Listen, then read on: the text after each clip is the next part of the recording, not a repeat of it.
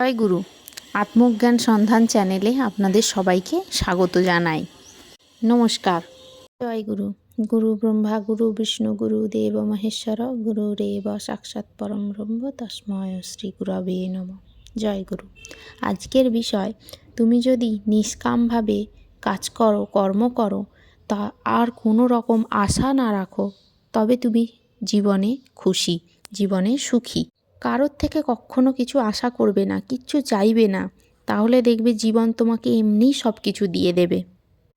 তুমি শুধু নিষ্কামভাবে ভগবানের চরণ ধরে পড়ে থাকলে সব রকম দেনা পাওনা সব কিছু তিনিই মিটিয়ে দেবেন।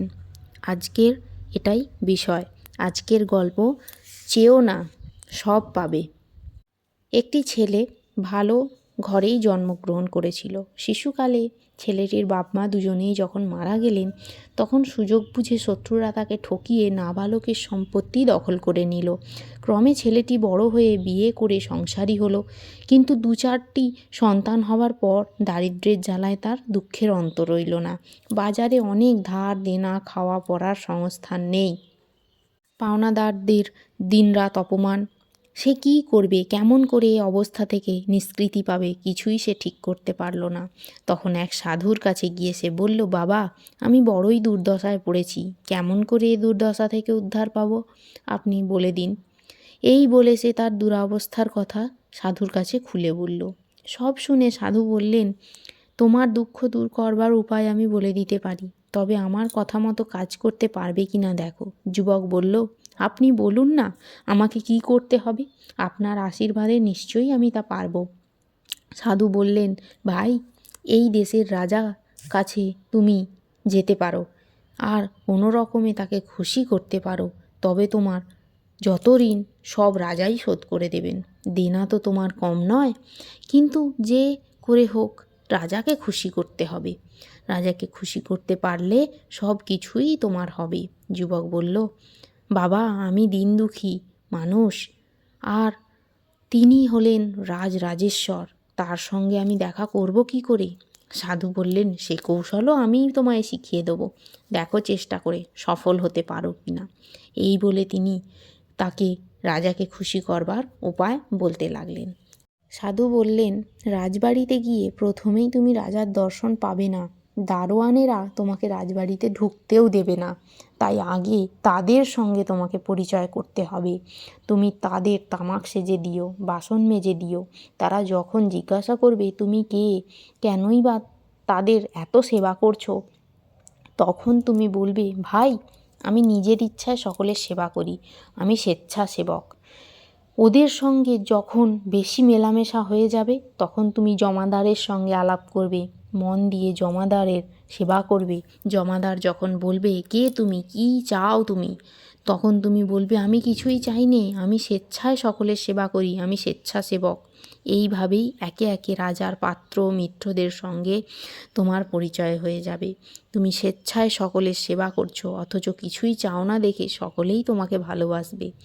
সবাই চায় ফ্রিতে, বিনা পয়সায় সেবা নিতে।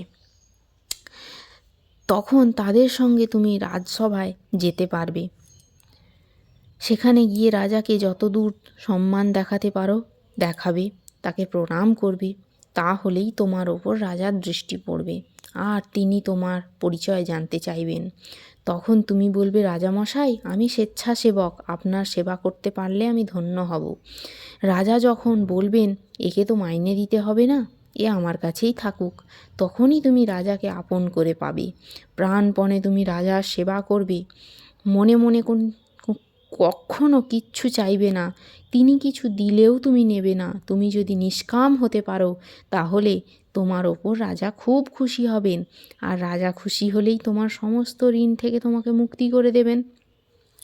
সাধুকে প্রণাম করে যুবক রাজবাড়ির বাগানে গেল, আর সেখানে দারোয়ানদের সঙ্গে মেলামেশা শুরু করলো। সে তাদের তামাক সাজে, বাসন মাজে। দারোয়ানরা বলল, ভাই, তুমি আমাদের এসব কাজ করছো কেন? আমরা তো মোটে 10 টাকা মাইনে পাই, তোমাকে কোথা থেকে মাইনে দেব বলো? যুবক বলল, ভাই, আমাকে মাইনে দিতে হবে না, আমি স্বেচ্ছাসেবক, নিজের খুশিতে আমি সকলের সেবা করি। কিছু দিনের মধ্যেই পাত্রমিত্রদের সঙ্গে যুবকের পরিচয় হয়ে গেল। তখন সে তাদের সঙ্গে রাজসভায় গিয়ে রাজাকে যথেষ্ট সম্মান জানিয়ে প্রণাম করল। রাজা জিজ্ঞাসা করলেন, কে তুমি? যুবক বলল, আমি আপনার দাস। রাজা বললেন, আমার তো অনেক দাস দাসী রয়েছে, নতুন লোকের আর দরকার নেই।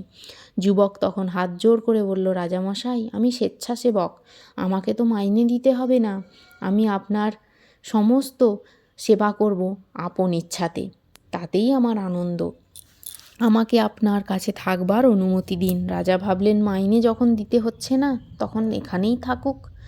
সেই দিন থেকে যুবক রাজবাড়িতে স্থান পেল। রাজা তাকে স্বেচ্ছাসেবক বলে ডাকেন। তবে কোনো কাজের জন্য তাকে বলতে হয় না, বলবার আগেই সমস্ত কাজ সে সম্পন্ন করে রাখে। রাজার যা কিছু কাজ সবই সে নিজে হাতে করে। এমনকি পরিপাটি তার কাজ দেখে রাজা তাকে খুবই স্নেহের চোখে দেখতে লাগলেন।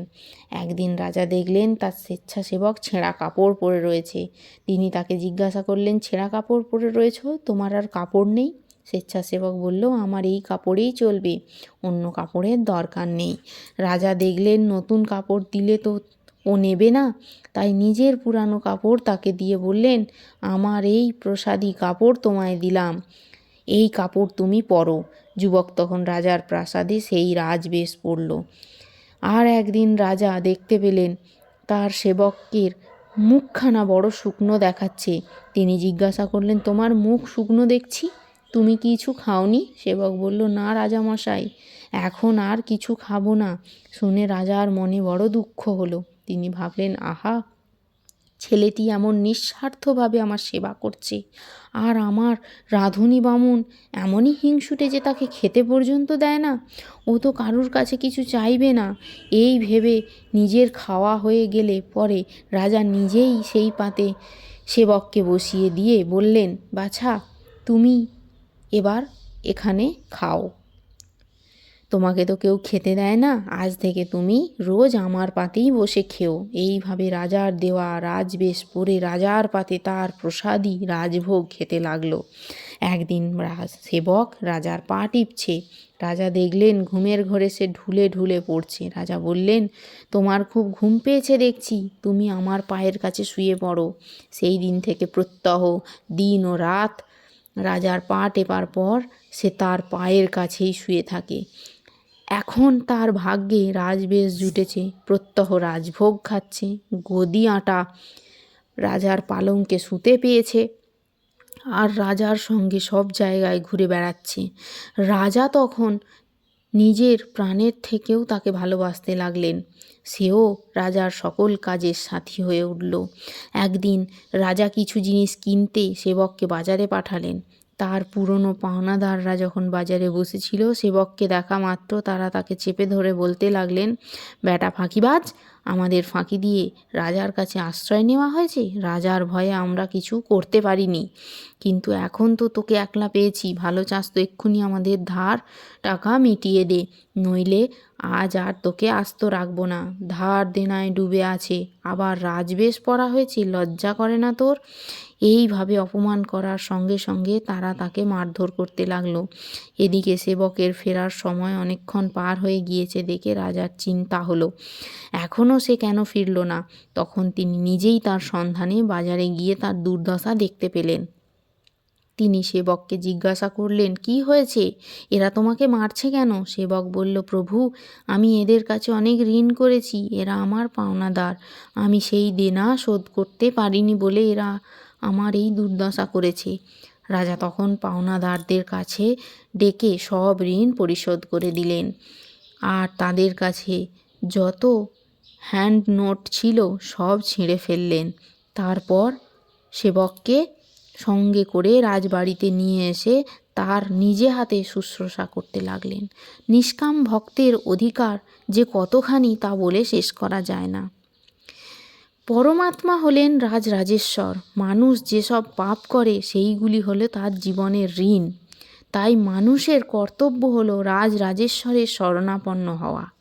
ঋণ মুক্তির এই হলো একমাত্র কৌশল, কিন্তু নিষ্কামভাবে তার সেবা করতে হবে। ধন জন মান প্রতিপত্তি কিছুই তার থেকে চাওয়া চলবে না।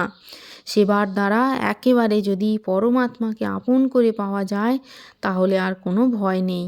পাপরূপী পাওনাদারেরা যা কিছুই করতে পারবে না তাদের যা কিছু পাওনা সবই তিনি মিটিয়ে দেবেন। চিত্রগুপ্ত যদি সেই পাপের হ্যান্ড নোটগুলোও এনে হাজির করে তাহলেও ভগবান সেগুলো ছিঁড়ে ফেলে দিয়ে ভক্তকে নিজের চরণে ঠাঁই দেন। মানুষের সুকৃতি থাকলে সদ্গুরুও মিলে যায়, তিনিই ভগবানকে লাভ করবার উপায় বলে দেন। ভগবানকে লাভ করবার একমাত্র প্রকৃষ্ট উপায় হলো ভক্ত সেবা। শ্রীমদ্ ভাগবতে যে কথাটির ওপর বিশেষভাবে জোর দিয়েছেন, যারা প্রতিনিয়ত ভগবানের সঙ্গ করে থাকেন, ভগবানকে কেন্দ্র করেই যাদের কর্মপ্রচেষ্টা নিয়ত আবর্তিত, ভগবানের সেই অন্তরঙ্গ পার্ষদদের, তার পাত্রমিত্রদের, তার দাসদের সেবা যদি আমরা করতে পারি তাহলে সেই সঙ্গ গুণেই আমরা একদিন রাজরাজেশ্বরের চরণতলে উপনীত হতে পারবো। আর তখনই আমাদের জীবন সার্থক হয়ে উঠবে। মানে এখানে বলতে চেয়েছে যে আমরা সরাসরি তো ভগবানের কাছে যেতে পারবো না, তাই আমাদের কোনো মন্দির, আশ্রম, যারা ভগবানের সেবা করে, সৎসঙ্গ, সেই সৎ মানুষদের চরণ সেবা, কোনো মন্দিরের সেবা, কোনো পুরোহিতদের সেবা করতে করতে আমরা ঠিকই একদিন ভগবানের কাছে পৌঁছে যেতে পারবো। তার মাঝে আমরা যদি নিষ্কাম মনের মধ্যে কোনো আশা রাখবো না, আমরা ভগবানের কাছে মন্দিরে পুজো দিতে যাই কিন্তু আমরা মনে মনে আশা রাখি ভগবানের কাছে আমি পুজো দিচ্ছি, ভগবান আমার জন্য এটা করবেন, আমাদেরকে এইটা দেবেন, এটা কিন্তু উচিত নয়। ধন্যবাদ। জয় গুরু।